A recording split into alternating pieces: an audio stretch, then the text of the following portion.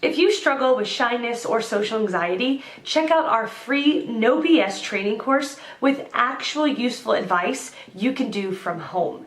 None of that just get out there nonsense. The link is in the description below. For now, let's get to today's question. The question, where does shyness start from in life? Answer by Rebecca Knowles. Whether it's at a party or on a plane, when people find out that I know something about shyness, invariably, the first question they ask me is, are we born shy? The answer to that question is absolutely not. There is no way that we can be born shy. See also, 4 ways to overcome shyness in 14 days. Moldita. The role of self, a necessary component. The principal reason you cannot be born shy is that shyness is characterized by 3 major features: excessive self-consciousness, excessive negative self-evaluation, and excessive negative self-preoccupation. All 3 characteristic features of shyness involve a sense of self.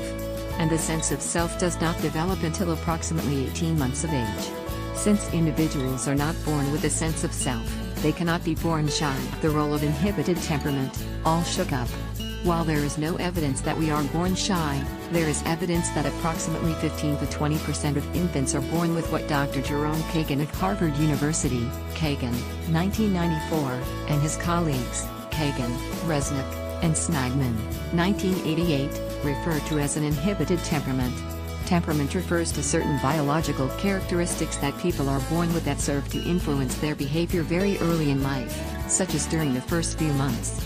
Inhibited temperament is characterized by excessive physiological and behavioral reactions to environmental stimulation. For example, infants born with an inhibited temperament will kick their legs and feet more, display a higher heart rate, and cry longer and louder when exposed to an unpleasant noise, such a balloon popping, than infants not born with an inhibited temperament.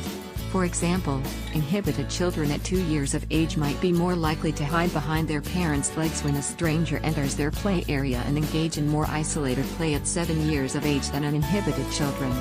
Thus, what can start happening is that such inhibited behavior begins to be labeled as shyness by parents, teachers, and acquaintances. I also think it's innate because I'm shy, but I have lots of courage and am able to talk in public and do stupid stuff in front of everyone. I have little fear of failing, but when a new situation appears, I'm really slow to know what to do and I look embarrassed and shy when I'm a capable individual. And I don't know why it is this way, I just am like this, and it is tough to be shy and a sensation seeker, risk taker, introvert at the same time. I agree with Steve. I think there is an inherent propensity to be more or less comfortable in social situations. I was raised in a family where my mother was extremely socially reserved and my father very outgoing. I had exposure to both, and although I emulated my father, I couldn't fight the fact that I was more like my mother. I also force myself into social situations and actually prefer them to alone time once I am over the initial discomfort. Getting over this discomfort, however, is always a task and a choice I make to get the reward I'm seeking. It never has and never will be easy. I have come far and actually encourage my mother to take more chances. I see her in the supermarket, highly uncomfortable just being in line, and I know that feeling. I don't think my father knows that feeling or can look at her subtle cues and surmise her level of discomfort. He is simply biologically different. The rest of the post seems to support the view that actually, yes, shy people were born with an inclination to turn out shy.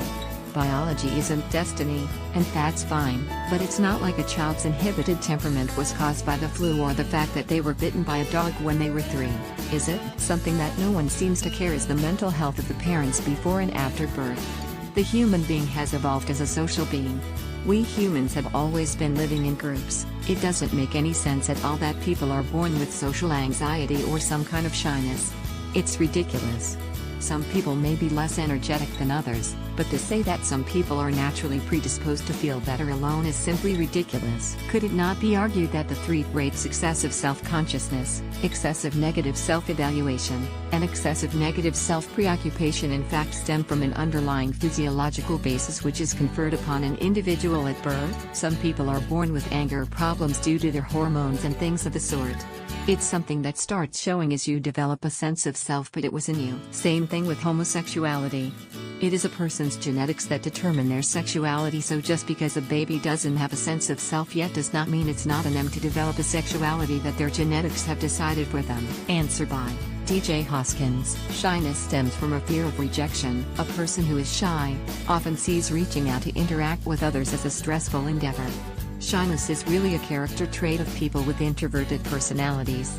These are the people who keep to themselves and spend more time in thinking than talking. I wouldn't go as far to say that shyness is a genetic trait, however I can say that it's a character trait that develops throughout childhood.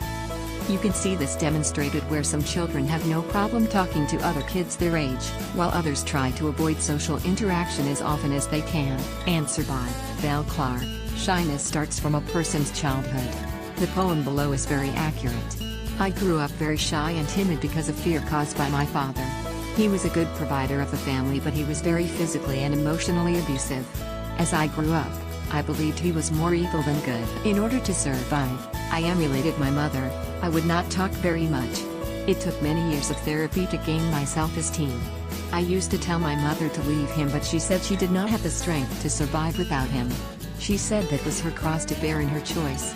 Once I went off to college and graduated, I left. I would visit occasionally, to be with my mother, but not often. When my father was dying in the hospital, I asked him, why was he so angry and mean all the time?